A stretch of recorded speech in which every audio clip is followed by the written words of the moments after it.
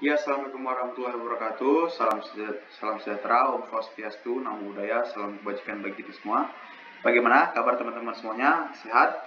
Kembali lagi bersama saya, Rifki Asrafi, dari KKN PPM UGM 2001 Tempel. Nah, pada sesi yang kali ini, serial video kali ini, kita akan bicara tentang keuangan nih teman-teman, dan ekspansi bisnis. Nah, langsung saja kita mulai sesi kali ini. Ya, yang pertama kita bahas adalah struktur biaya nih teman-teman. Jadi struktur biaya itu apa aja sih? Nah, struktur biaya itu ada dua teman-teman. Yang pertama biaya tetap dan yang kedua biaya variabel. Nah, biaya tetap sendiri merupakan jenis biaya yang bersifat statis, tidak berubah dalam ukuran tertentu. Biaya ini akan tetap kita keluarkan meskipun kita tidak melakukan aktivitas apapun atau bahkan ketika kita melakukan aktivitas yang sangat banyak sekalipun. Biaya tetap akan terjadi secara teratur dan kemungkinan besar tidak mengalami fluktuasi harga dari waktu ke waktunya. Contoh sederhana dari biaya tetap ini adalah biaya sewa, biaya bunga, biaya pajak properti, dan lain-lain. Dan untuk biaya variabel adalah suatu biaya yang terus mengalami perubahan sesuai dengan jumlah hasil produk yang dihasilkan perusahaan. Nah, contoh biaya variabel ini adalah biaya tenaga kerja tidak langsung, terus ada bonus, ada komisi, ada biaya bahan langsung, utilitas, dan biaya pemasaran. Nah, perubahan yang ada pada biaya variabel ini seringkali lebih banyak daripada biaya tetap, sedangkan biaya variabel yang umumnya digunakan pada perusahaan jasa adalah biaya bonus, upah, dan juga perjalanan karyawan.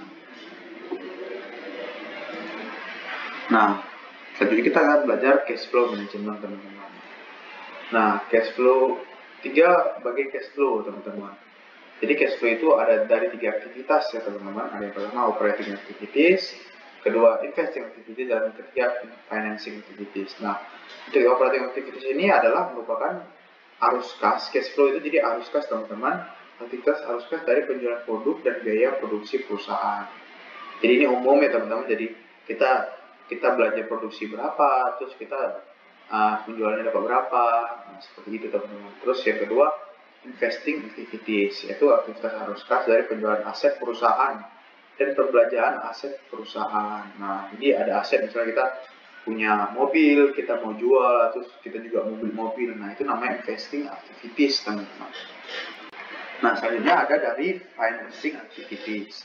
Nah, financing activities ini merupakan aktivitas arus kas dari penerimaan modal dan pengeluaran dari pembagian dividen dan persetujuan permodalan. Nah, jadi kalau teman-teman tiba-tiba mau ekspansi nih, butuh dapat suntikan dana, nah itu namanya financing activities teman-teman. Dan juga dari kalau kita punya saham shareholder seperti itu, berarti kita butuh membagikan dividen teman-teman, ataupun berbentuk lain selain dividen sesuai dengan persetujuan. Nah, itu namanya financing activities. Nah, hal yang perlu perhatikan agar cash flow ini sehat adalah yang pertama, jangan melakukan utang secara berlebihan teman-teman. Dan itu yang pertama, karena kalau utang secara berlebihan dan kita tidak bisa menutupnya, itu bakal menjadi beban perusahaan. Dan yang kedua, kalaupun kita punya utang, usahakan utang itu dengan tenor yang panjang teman-teman. Jadi kita bisa menyelesaikan piutang itu dengan waktu yang lama seperti itu. Jadi kita tidak terbebani di setiap bulannya dengan beban yang besar. Selanjutnya adalah membatasi pembelian aset dan alat sesuai kebutuhan. Jadi kalau teman-teman lihat nih, oh kita pakai satu mobil aja bisa nih untuk beroperasi, untuk beli bahan baku. Ya kita tidak perlu beli satu mobil lagi untuk untuk belanja bahan baku, cukup satu saja. Nah, hal-hal yang seperti ini kita butuh efisiensi nih, agar aset yang kita beli itu sesuai dengan kebutuhan. Yang keempat adalah menahan pengeluaran biaya yang tidak diperlukan. Nah, ini misalnya teman-teman mau liburan, mau apa, perjalanan bisnis yang itu sebenarnya tidak diperlukan, tapi teman-teman ingin karena kesenangan. Nah, ini hal-hal yang perlu diperhatikan teman-teman, untuk jangan kita habiskan uang ke hal seperti itu. Nah, yang terakhir adalah menghilangkan atau meninggalkan kasbon. Nah, ini kasbon ini, orang-orang yang utang ini harus diminimalkan teman-teman, ataupun kita membuat regulasi kalau itu memang sistem bisnis kita ya memang sistem kasbon seperti itu. Nah, seperti itu teman-teman. Itu yang hal yang perlu diperhatikan agar cash flow kita sehat. Nah, selanjutnya terkait financial projection, teman-teman. Jadi financial projection itu adalah bagaimana kita memproyeksikan nih, teman-teman, keuangan kita di masa depan itu berapa sih? Nah, itu. Nah, tujuannya itu ada 4, teman-teman. Di sini ada kita yang pertama memproyeksikan kondisi bisnis di masa depan sesuai dengan rencana bisnis yang telah ditetapkan. Nah, jadi kita bisa tahu nih ke depan kondisi kita seperti apa, output kita sebanyak apa, dan uang yang kita pegang itu sebanyak apa. Terus yang kedua adalah simulasi proyeksi keuangan bisnis dari rencana bisnis yang sudah dibuat. Nah, kita bisa mensimulasikan nih proyeksi keuangan. Kalau keuangannya segini, kita bisa bikin apa nih di masa depan, seperti itu. Terus juga mendapatkan pendanaan tentunya. Jadi kalau kita ingin mendapat permodalan, pasti kita harus menceritakan apa sih rencana kita, apa sih yang akan kita dapatkan di masa depan, agar kita bisa menarik investor untuk masuk. Nah, dan yang terakhir adalah tentunya financial projection ini berguna untuk mengekspansi bisnis. Jadi agar kita tahu bahwa bisnis kita itu bertumbuh, berkembang, dan semakin pesat seperti itu. Dan manfaat dari membuat financial projection ini ada 6, teman-teman. Yang pertama itu tentu untuk budgeting. Jadi kita bisa tahu nih di tahun pertama apa saja sih yang harus kita bangun, apa saja keuangan yang kita perlu kita perhatikan, seperti itu. Terus juga yang kedua adalah cash flow management. Kita bisa tahu kapan sih kita akan kesulitan membayar utang kalau kita berutang, kapan sih kita akan kelebihan uang dan sehingga kita bisa dapat membagikan dividen, hal seperti itu. Terus yang ketiga adalah alokasi modal. Nah, dengan financial projection ini kita tahu nih, untuk kita menuju suatu titik keberhasilan di masa depan, kita butuh modal seperti ini tuh di waktu yang sekarang, seperti itu. Terus manfaatnya juga selain itu adalah mengetahui valuasi perusahaan. Nah, itu kita bisa mengukur tuh di masa depan, valuasi perusahaan kita ternyata sudah 10 miliar misalnya.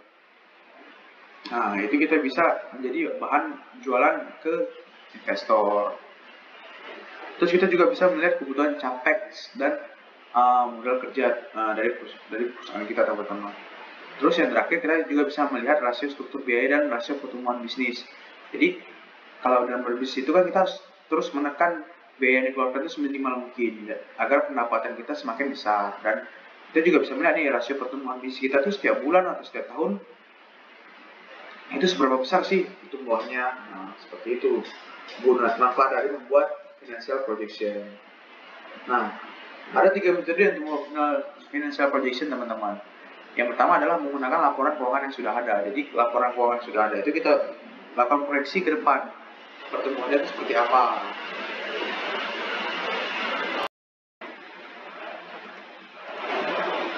Nah, yang kedua itu membangun model keuangan dengan mengandalkan asumsi ini. Jadi kita belum ada laporan keuangan, nah jadi kita membangun asumsi-asumsi. Menggunakan asumsi apa sih? Nah, nanti kita akan jelaskan di bawah asumsi yang kita pakai. Terus metode yang ketiga itu mengembangkan laporan keuangan yang sudah ada dan dibantu dengan asumsi lagi, seperti itu. Nah, untuk asumsi itu sendiri ada 2 tipe. Yang pertama itu ada macroeconomy assumption, sama yang kedua itu company financial assumption. Nah, jadi asumsi yang makroekonomi ini kita menggunakan data-data yang ada di publik, teman-teman. Jadi data-data yang disebarkan oleh negara, dari BPS ataupun lembaga-lembaga penelitian.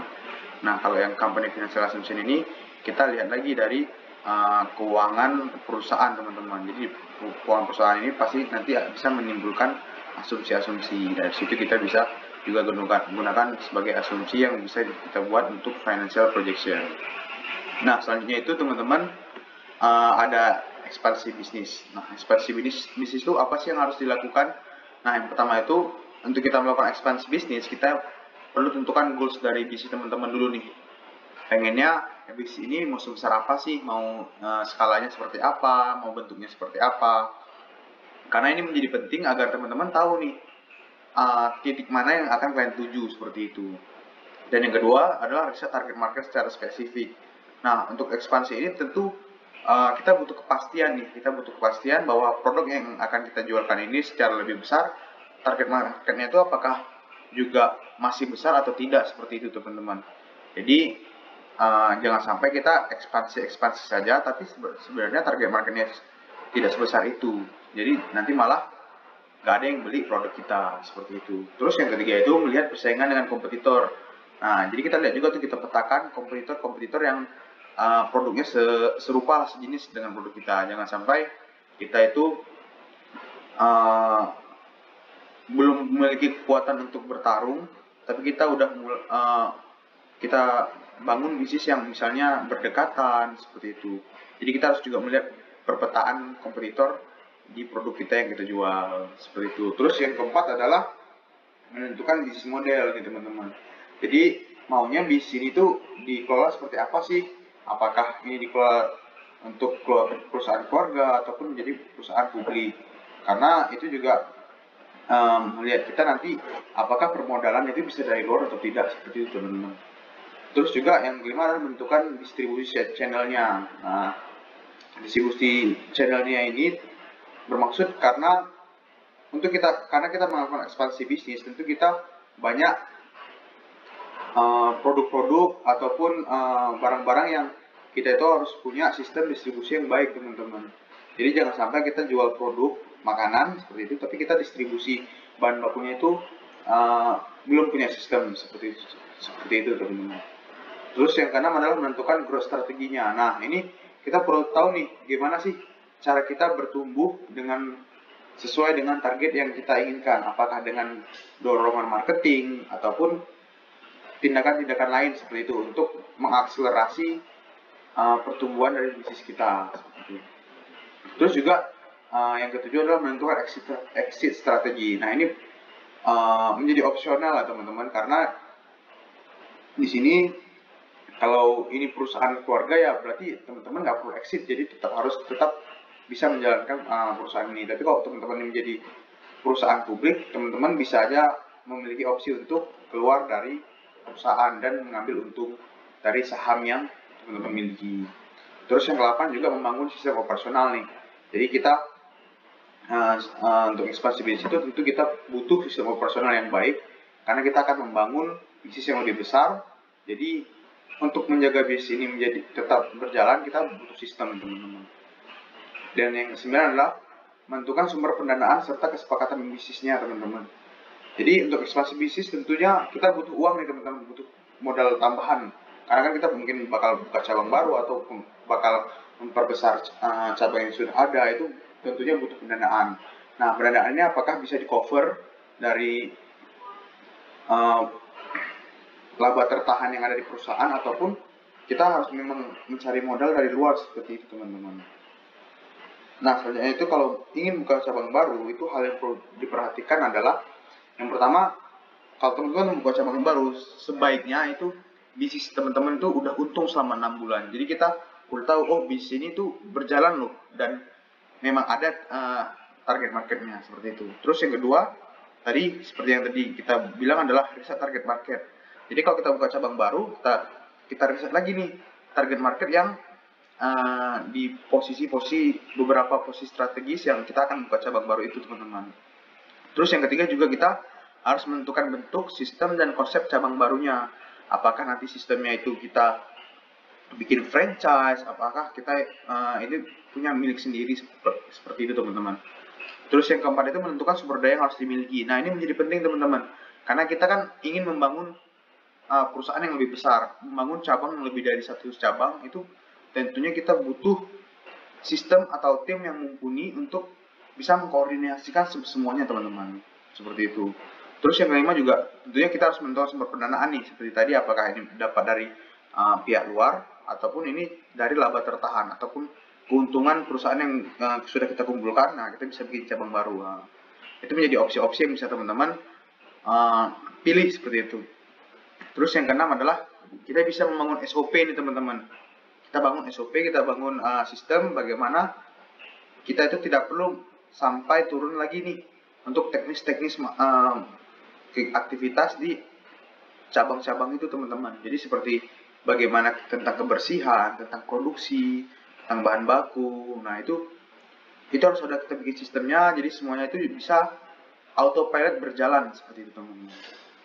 Dan yang terakhir adalah tentu langsung membangun cabang barunya teman-teman. Nah, jadi kalau semua hal sudah dipersiapkan, teman-teman yakin dan tetap percaya berusaha untuk membangun cabang baru dengan penuh semangat seperti itu teman-teman. Nah, selanjutnya untuk Kalau franchise itu beda lagi hal yang perlu dilakukan teman-teman. Jadi kalau franchise ini yang pertama tuh teman-teman harus lihat dulu nih kondisi bisnis kita sudah sehat dan menguntungkan apa belum teman-teman. Jangan sampai teman-teman mengajukan franchise, memberikan franchise ke orang lain, tapi ternyata bisnis teman-teman itu belum menguntungkan teman-teman. Terus juga yang kedua itu menentukan tujuan memilih franchise teman-teman. Apakah tujuannya itu untuk meningkatkan brand footprint, ataukah untuk mempercepat growth pertumbuhan perusahaan, ataukah meningkatkan investasi, meningkatkan distribusi produk, menggunakan layanan yang telah dibangun, ataupun mendapatkan franchise fee atau loyalty fee.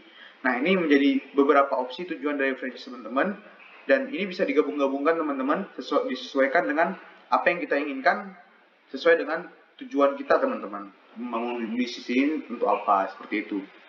Terus yang ketiga adalah kita harus paham nih regulasi terkait franchise, karena ini kita butuh nih menjaga hak paten dari produk kita. Jangan sampai kita memberikan semua hal, resep dan sebagainya ke pihak yang melakukan franchise, tapi kita tidak menjaga nih hak paten dari brand kita dan produk kita, seperti itu teman-teman. Dan yang keempat, tentunya membangun tim franchise yang berkualitas. Nah, ini kita butuh nih tim franchise yang berkualitas, karena untuk bisa menarik orang untuk membeli franchise kita, menggunakan franchise kita, dan juga mengorganisasinya ini, kita butuh tim nih yang mumpuni untuk bisa menjalankan semuanya. Dan yang kelima itu menentukan sistem dan konsep franchise teman-teman. Nah, ini tadi kan tujuannya banyak nih teman-teman. Nah, sistem ini tuh disesuaikan dengan tujuan-tujuan yang di atas tadi teman-teman. Jadi dan semua itu sesuai dengan kembali lagi ke tujuan bisnis Anda itu pengen dibikin seperti apa teman-teman. Dan yang keenam adalah mempersiapkan kesepakatan dengan mitra gitu teman-teman. Jadi jangan lupa legalitas dari franchise-nya teman-teman. Jadi ada hal kesepakatan, apakah yang harus hak dan kewajiban dari kedua belah pihak itu harus jelas di awal, dan itu menjadi kesepakatan bersama, dan legalitas itu menjadi pegangan kita lah untuk kita bisa punya kekuatan hukum seperti itu teman-teman. Nah, sekian serial video dari UMKM Kuliner Naik Kelas kali ini. Ini adalah akhir dari serial video UMKM Kuliner Naik Kelas. Terima kasih kepada seluruh teman-teman yang sudah menonton hingga akhir. Saya Rifki Asrafi dari KKN PPM UGM 2021 Tempel mengucapkan terima kasih. Billahi taufiq wal hidayah. Assalamualaikum warahmatullahi wabarakatuh.